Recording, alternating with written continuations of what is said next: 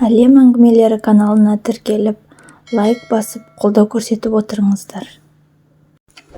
Мені кешіресің бе, анашым, болған оқиға ізімен. Пойызда келемін. Жанымда отырған 40-тар шамасындағы жолаушы әйелдің көз жасы тыйылар емес. Солқ-солқ етіп шарасыз кейіпте жылай берді. Бірер уақыт өткен соң сәл басылды. Сөйтіп жанында отырған бір-біріне мүлде бейтаныс үшеумізге қарап былай деді.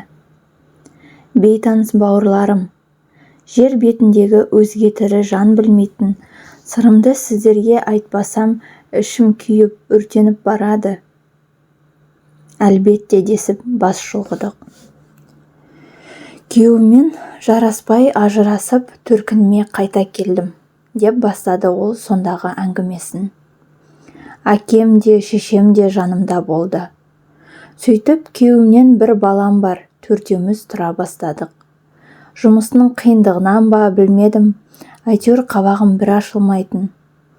Кәрі әке шешем бар тәттіні аузыма тосып отырғанда да әкем қақырынып қалса жақтырмай, алдымдағы тамақты итеріп төгіп жіберетінмін.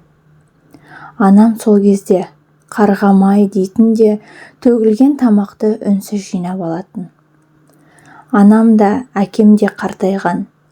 Жүріс-тұрыстары қиындай бастаған шақта тіпті қарттар үйіне тапсырып тастасам бекен деп те ойланып жүрдім. Өйткені қатты шаршап келгенде өзіммен өзім болып рахаттанып демалғым келетін. Олар үйге бір кіріп, бір шығып, тым тынымсызданып кетті. Астанада жақсы қызметке орналасып, сол жаңа джип алдым. Сол джипке әке шешемді мінгізгім келмей, оларды барар жеріне автобуспен жүргізіп қоятынмын. Мына өмірге ме, қоғамға ма білмедім, әйтеуір кеудемде бір өшпенділік болды. Бәрін жек көрдім. Бәрінен баз кештім. Туған бауырыммен сыйыспай ата-анамды сол бауырымның отбасымен араластырмадым. Анама да, әкеме де дауыс көтеріп, бұйра сөйлеу күнделікті дағдыма айналды. Кеше аяқ астынан анам жүрегі ұстап қалды. Мен жұмыста едім. Тас болып қатып қалған жүрегім кезекші дәрігерлер ауруханадан қоңырау шалғанда еріп сала берген-ай. Алқынып ауруханаға жеттім. Анам кереуетте жатыр екен, көзі жұмулы.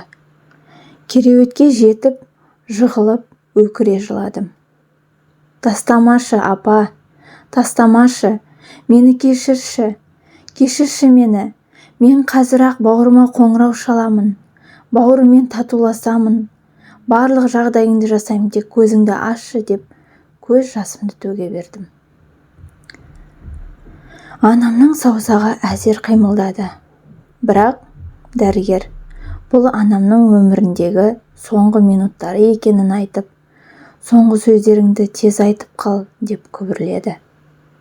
Апа, мені кешірсең қолымды қысшы деп жан ұшыра бұл сөздерді не үшін айтқанымды білмеймін, бәлкім өзіме кішкене жеңіл болсын деп, кейін өз-өзімді жегідей жемес үшін айтқан шығармын. Анам қинала қимылдап, саусағымен қолымды бір рет қысқандай болды. Расымен ба? Мен бейбақты, мен сорлың, кешіресің бе, апа дегенімде, бірер секундтан соң анам саусағын тағы қимылдатты. Мен бұл жолы анамның мені естіп жатқанына сенімді болдым. Осыдан кейін бірер секундтан соң анам мәңгілік сапарына аттанып кетті. Мен ебіл-себіл боп жылап, анамның бетін саусағын сүйе бердім. Бұрын анам тірі кезінде мені бетімнен сүймекші боп ұмтылғанда, бетіңдегі әжімдеріңді бетіме тигенде жиркенем деп сүйгізбейтінмін. Сенесіздер ме? Анам кереуетте жатқанда сондай тәтті болып кетті. Сондай тәтті, әжімі де сондай сүйкімді болатын.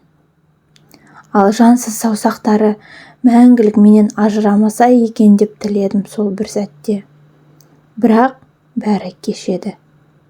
Кеш. Мен ақымақты бір сәтте өзгертіп, тәубесіне келтірген қандай құдірет екенін білмеймін. Бір білетінім, өмір бойы анама істеген істерім үшін өкініп өтемін. Әйелдің ауыр әңгімесін тыңдап отырған жолаушылардың бірі, ал әкең қайда?